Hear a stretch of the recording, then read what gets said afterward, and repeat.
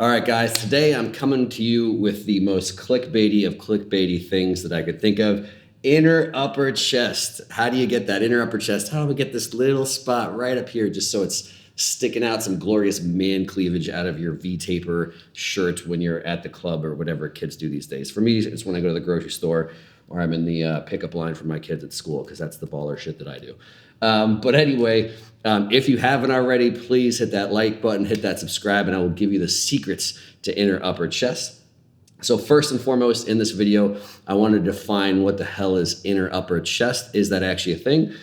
So first off, to burst your bubble, this inner part sadly is not a thing. So people were looking here, hopefully you guys can figure out this is a pec, which I'll be referring to a few times with two different upper arm positions. So this one here is me with my arm at my side and the pec fibers. Just a pretty good drawing of hopefully you can see all the different ones and see again, they have a relatively common insertion and they have a broad origin over some different bones and some different fascia and stuff. So this is arm at the side, this is arm up here. And again, I'll be referring to that just a couple times going through the video. But first and foremost to clarify, if we're looking at, okay, we want this part up here, this is the upper fibers and this is the inner fiber. We want this spot glorious and huge.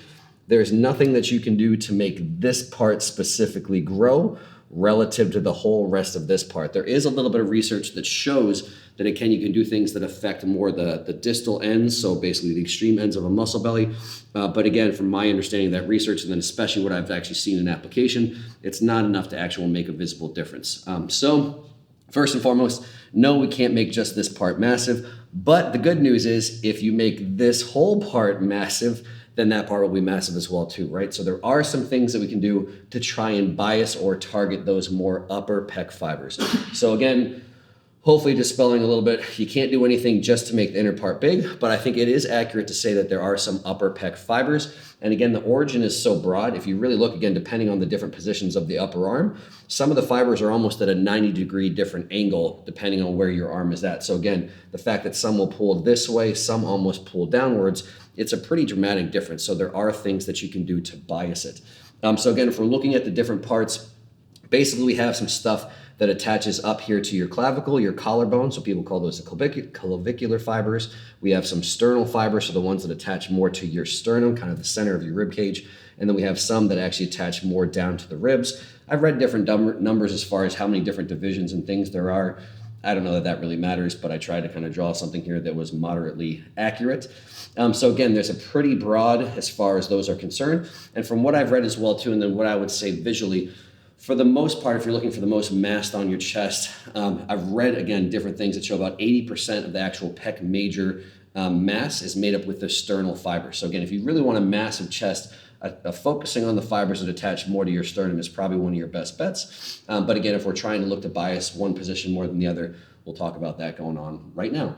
So what are we going to do basically to bias these things? So as far as making sure that we have the upper chest working, the big thing is plane of motion. So making sure that you have the plane of motion, and again, that the upper arm is making, and the load that you're using, hopefully all aligning with the fibers that you're trying to target. So if we look here, what I didn't draw on here was basically your front delt. So this is kind of the extremes of where I would basically have your upper arm at. So looking at this position, if we went and started to press just in this motion, this upper arm right at the side going like this, we'd really have the best thing lining up with front delt fibers. So again, you can hopefully see, again, imagine my pec laying under here like that, under my shirt.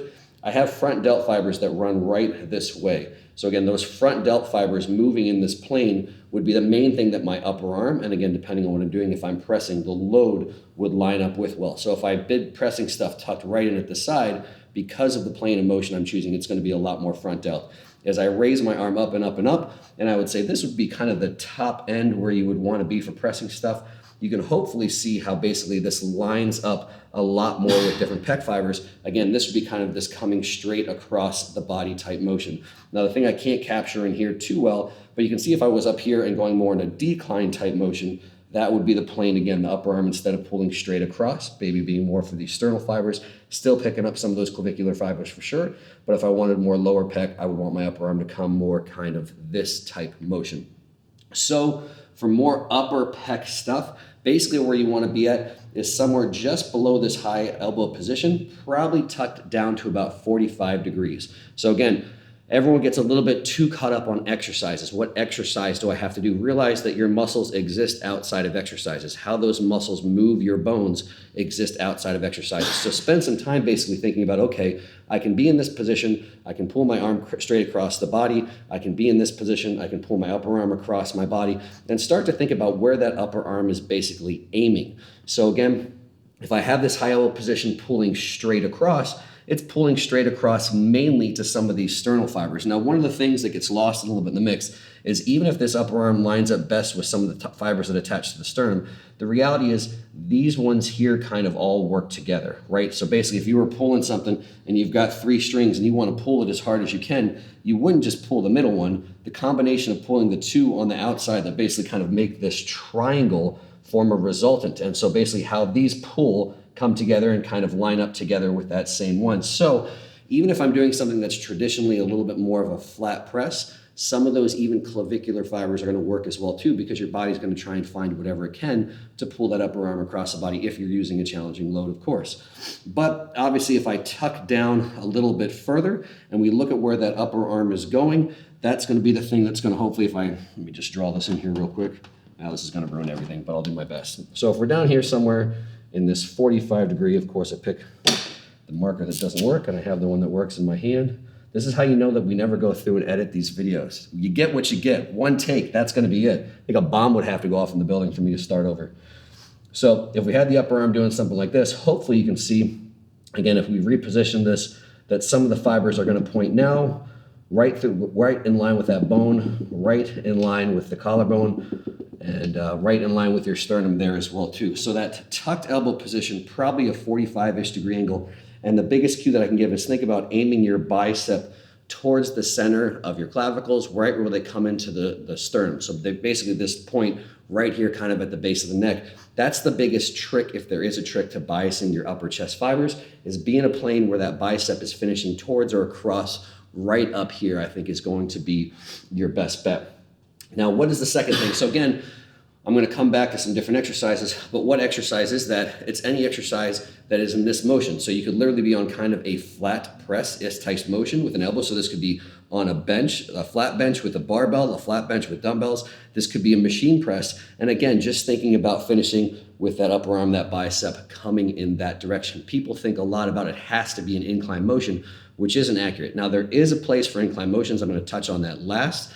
But again, it's really more about making some stuff work less as opposed to some stuff work more. I promise that'll make sense when I get down to kind of number 5. So what is the other consideration? Mechanical advantage is a thing as well too. So what makes a muscle work, again, is if it lines up well with that plane of motion, which we kind of already discussed. And then the way muscles cross over joints is important as well too. This is why I think anecdotally, anyone that's been in the gym for a while knows if you were pressing in this position, this isn't the best position for your pecs to work. Someone can just see that and visually say that doesn't make a whole lot of sense. That's because you're putting basically your pec in a horrible position as far as how it crosses over the joint to do any work, and you're actually keeping your front delt in a decent position to do a lot of work. So one of the big tips to make sure that you have a mechanical advantage for your pecs to work is the position that you're in the bottom of your presses, the bottom of your reps. So if I'm in the bottom of a press, I think it's massively important to have your shoulder blades pulled back. I cue this often when you're coming into the bottom of whatever those press variations I just recommended. Feel like you're rowing into the bottom. Pull those shoulder blades back, pull them together. And then as you press coming up and through, you don't have to hold that same position. Just focus on contracting your pec. Depending on where you finish, those shoulder blades will pull out a little bit. But to create a mechanical advantage for your pec to work more so than your front delt, in the bottom of presses, in the bottom of flies, make sure you're essentially rowing yourself in there, retracting those shoulder blades hard, and at the same time, always maintaining at least a little bit of an arch. So again, if this is mechanically not a great position, this overall is going to be a better position for all things chest. So again, summing up those two, if I want to make sure there's some clear take-homes for how do I actually get this upper chest working, in all of your presses and all of your flies, make sure, especially at the bottom position, retracted back, chest nice and tall. And then from there, the big thing is just make sure it's stuff in this plane of motion. So again, for a couple more examples, obviously it could be a flat press with dumbbells, barbells, I already said that stuff. It could be a fly, it could be a cable fly. So again, people say, which exercise? All 5 of those could be great options if you do them well and if you do them progressively. So what's tip number 4 here? I did some numbers there. Maybe we'll put some numbers in at random spots where I forgot to say them as we're going through. But tip number 4 here is range of motion considerations. So hopefully, okay, we've got some exercises that move in this plane of motion. I'm finishing my upper arm, kind of aiming at the center of my chest. Even aiming a teeny bit at the collarbone can be fine. You just got to be aware you're really kind of having a small target in there if you start to try and tuck it in too low, and then you kind of run into this thing where it can be a little front delty. So we've got, again, everything pulled back, pecs and mechanical advantage. We got a good plane of motion. What's the exercise considerations from there? Well, you just want to make sure that you have something that trains it through the full contractile range. And generally, you only need 2 exercises to do this. If you have a chest press that converges, so a machine, that could be one exercise that pretty much almost does the job. But most normal people, if you don't have access to that, really I would make sure you're doing at least 1 press, which is going to train the pecs mainly through their near fully lengthened position, right through their mid ranges where you're strongest. I would kind of make that your big main movement. And then from there, at least have 1 fly. So again, if you don't have a converging chest press machine, make sure you're doing some sort of fly. In reality, most likely a cable is going to be your best option. There could be some ways to do it on pec deck, but that's a separate video. So again, for range of motion considerations, all you really need is 2 exercises, some pressy thingy here and some flyy thingy right here. And if we combine all 3 of those things, pick a good plane of motion, make sure you're retracted chest tall in the bottom, and you can do 1 good press doing those 2 things, 1 good fly doing those 2 things, you've pretty much done everything that you can do to target inner upper chest, really just meaning upper chest. And then from there, you just need to do the same things that you do with every other exercise. Do them well, do them progressively, and over time, stuff will get bigger. If, as you do those progressively type things, your form goes to shit and you're just doing anything you can to get stuff going like this, then you're not going to be doing all that stuff that I said. And the last one I do want to clarify, again, is did I say at any point in time incline motions are bad? No, but again, realize you don't have to do an incline motion to have this arm path. Now, what do incline motions do? So again, if you imagine I'm lying on a flat bench and I'm pressing this way, again, this kind of lines up right with the middle of stuff. Even if I'm tucked, it lines up a little bit with middle-y type stuff. Whereas if I go on an incline, basically all of this stuff can still work. I can keep it tucked in this plane, but imagine how these fibers pull. They pull downwards. If I'm going basically in this upward type motion, if these muscles really contracted, these lower pec fibers really pulled and contracted, they pull my arm this way. So as you go on an incline, you're actually putting your lower pec fibers in a little bit of a mechanical disadvantage because they're not at all moving in the plane that your upper arm is. So again, it's really kind of one of those things. It seems a little bit of a semantics thing, and it kind of is, but basically by doing incline stuff, it's not so much that you're working upper chest more, it's that you're working lower chest less. And again, so where would that actually matter? Just as a matter of efficiency, right? So again, if I could do basically, if I only was going to have 2 chest exercises, I might do this kind of tucked flat thing just to make sure I'm still getting some of those lower pec fibers working as well. But if I really, really just want to make sure all my effort and all the load in my hand is doing as much as possible for my upper pecs, then that's why I think inclines are good. So again, hopefully figuring all this stuff out, a lot of stuff that, successful bodybuilders do is correct. So again, incline stuff can be correct because you're taking some other stuff out of it. But the things where I think people miss it is really recognizing how important that plane of motion is, making sure you're set in the right position at the bottom.